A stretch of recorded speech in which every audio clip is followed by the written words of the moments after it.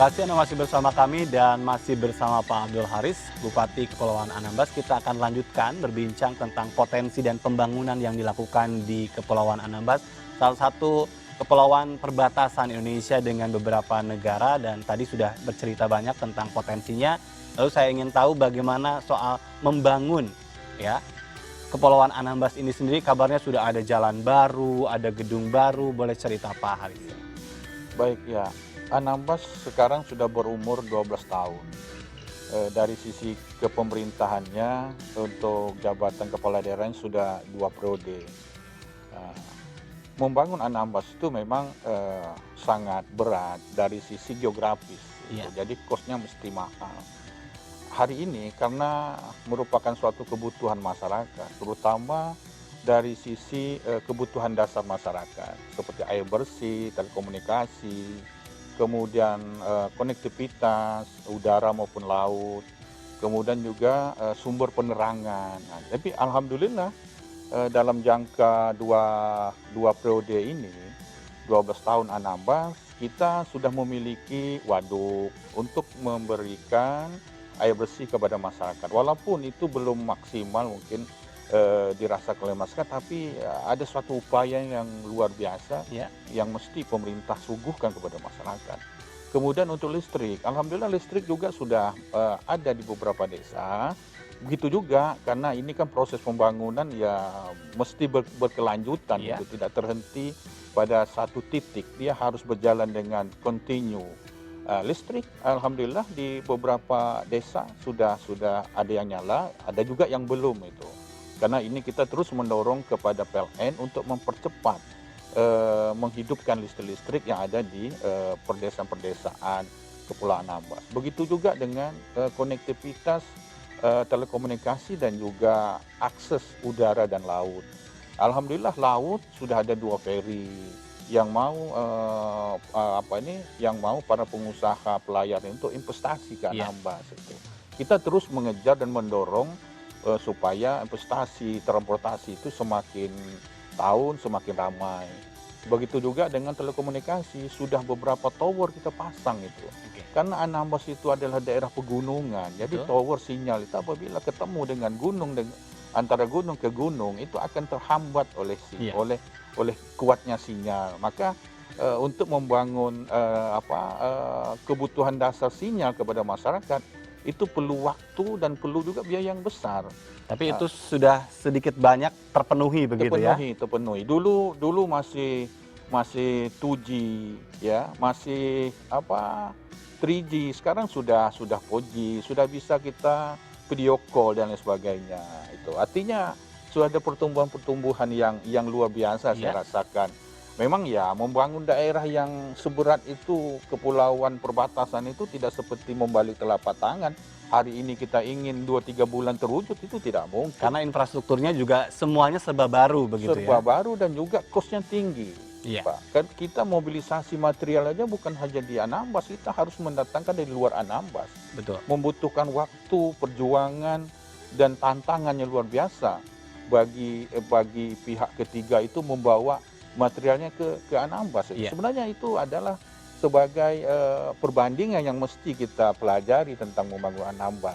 Baik, tapi kalau saya lihat dari video ini ada banyak gedung-gedung baru dan artinya tadi ya dilakukan dengan perjuangan yang sangat besar oleh pemerintah daerah setempat begitu ya? Iya, terutama kita juga mengutamakan tentang pelayanan kesehatan. Makanya ada 3 pulau besar di Kepulauan Anambas itu, antara lain adalah Pulau Siantan, Pulau Mata, dan Pulau Jemaja.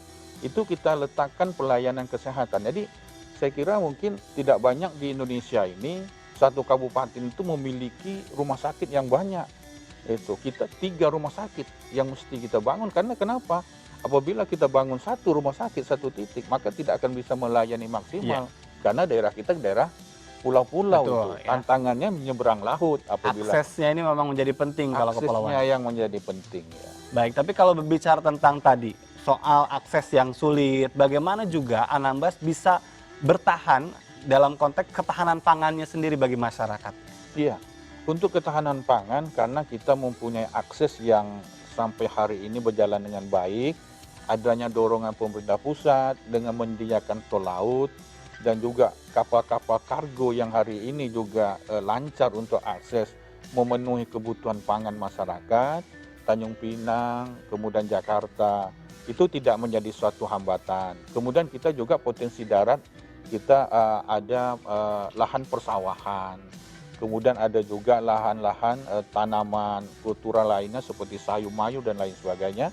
Di Anambas juga walaupun 1,27% daratan, Ya. tapi mempunyai kesuburan tanah yang luar biasa, Pak. Oh, Itu juga ada peternakan di sana, sapi, ternakan ayam dan lain sebagainya. Saya kira itu anugerah Allah. Jadi walaupun kita berada di perbatasan, tetapi semuanya lengkap di sana. Cuman hari ini keterbatasan sumber daya, pendanaan, maka saya kira bagaimana sebagai pintu Indonesia, ya. muka Indonesia yang ada di Kepulauan Anambas yang berbatasan dengan Natuna Utara yang dulunya Laut Cina Selatan, ini saya ingin mengajak, memohon kepada pemerintah pusat, ayo kita hiasi muka Indonesia ini. Gerbang Indonesia ini harus kita hias supaya kita memiliki nilai wibawa yang tinggi dilihat oleh negara-negara tetangga seperti Malaysia, Thailand, kemudian Kamboja dan Vietnam itu berdekatan dengan Kepulauan Anambas. Baik. Pak Aris, tapi kalau berbicara tentang apa yang sedang dilakukan dan bisa jadi tadi butuh sokongan dari pemerintah pusat, apa yang menjadi prioritas untuk 1-2 tahun ke depan dan itu memang membutuhkan bantuan dari pemerintah pusat? Ya, saya kira mungkin yang sangat utama itu adalah akses. Akses itu adalah transportasi. Karena untuk bagaimana menghidupkan perekonomian masyarakat itu pasti ada ramainya orang. Ya. Tidak mungkin ekonomi itu bisa hidup hanya orang-orang itu saja. Ini mungkin salah satu. Keduanya infrastruktur.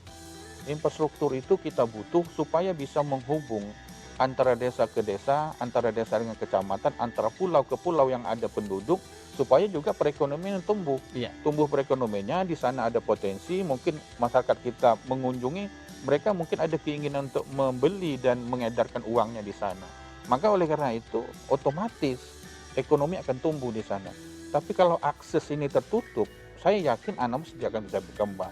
Jadi ada dua hal saya kira yang sangat penting untuk Anambas adalah bagaimana membangun akses udara dan laut, kemudian bagaimana membangun infrastruktur yang lebih bagus. Nah, ditambah lagi akses itu bukan saja laut, mungkin ya bisa komunikasi. Betul. Karena hari ini orang berjualan bisa melalui online. Betul. Makanya kita juga hari ini bekerja sama dengan beberapa lembaga swasta untuk UKM seperti Shopee, Bukalapak. Saya upayakan itu supaya UKM Anambas itu bisa bergairah, bisa melihat dunia luar, Ya. bisa mempromosikan produksinya dengan baik, maka itu akan tumbuh ekonomi. Baik. Tapi yang juga tidak kalah menarik adalah soal kekayaan alam. Tadi sudah disinggung soal pariwisata. Kalau dari Jakarta kan saya membayangkan ke Batam, kemudian ke Anambas gitu ya. Iya. Tapi wisata apa yang ditawarkan? Ya, di sana tuh wisata bahari. Ya, wisata bahari dengan keindahan destinasi pulau pasir dan terumbu karang yang ini sebenarnya yang menjadi suguhan kita. Ya, di samping itu juga kita menyiapkan menu-menu lain untuk pariwisata.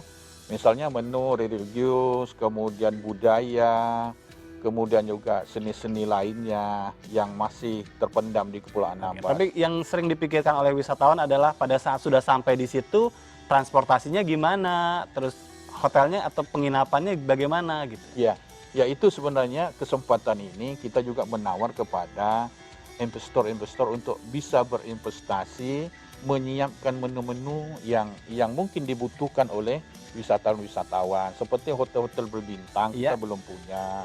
Kemudian alat-alat angkut yang presentatif kita juga belum punya. Bagi tamu-tamu yang VIP, mungkin saya kira mereka pasti membutuhkan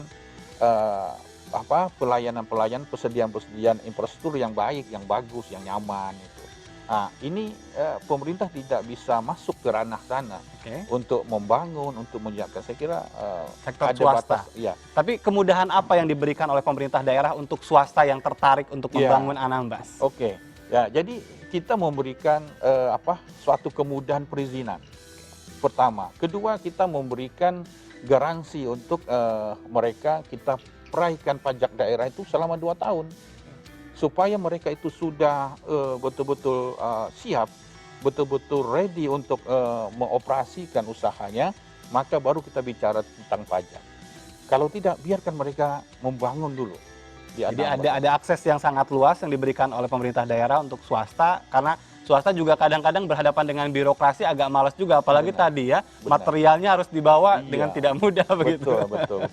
Makanya dengan itu kita mengimbangi. Mereka kan mungkin sakit membawa material, jangan kita sakitkan lagi di dalam sisi birokrasinya. Gitu. Kita berikan kemudahan-kemudahan supaya ada semacam keinginan yang luar biasa untuk mereka membangun di Kepulauan Anambas. Baik, terakhir Pak Haris, bagaimana potret masa depan Anambas yang Anda harapkan?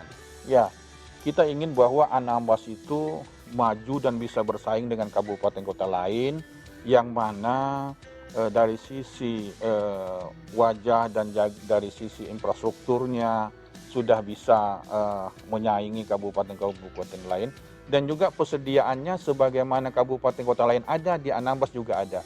Baik itu dari sisi kesehatan, pendidikan, maupun pelayanan-pelayanan sosial lainnya. Makanya kita terus mendorong ini bagaimana ke depan ada perguruan tinggi di sana, ada rumah sakit yang yang presentatif. Karena kalau orang diving, snorkeling, ada sesuatu case misalkan di laut, harus cepat bagian kesehatan mengatasinya. Maka kita harus siapkan itu.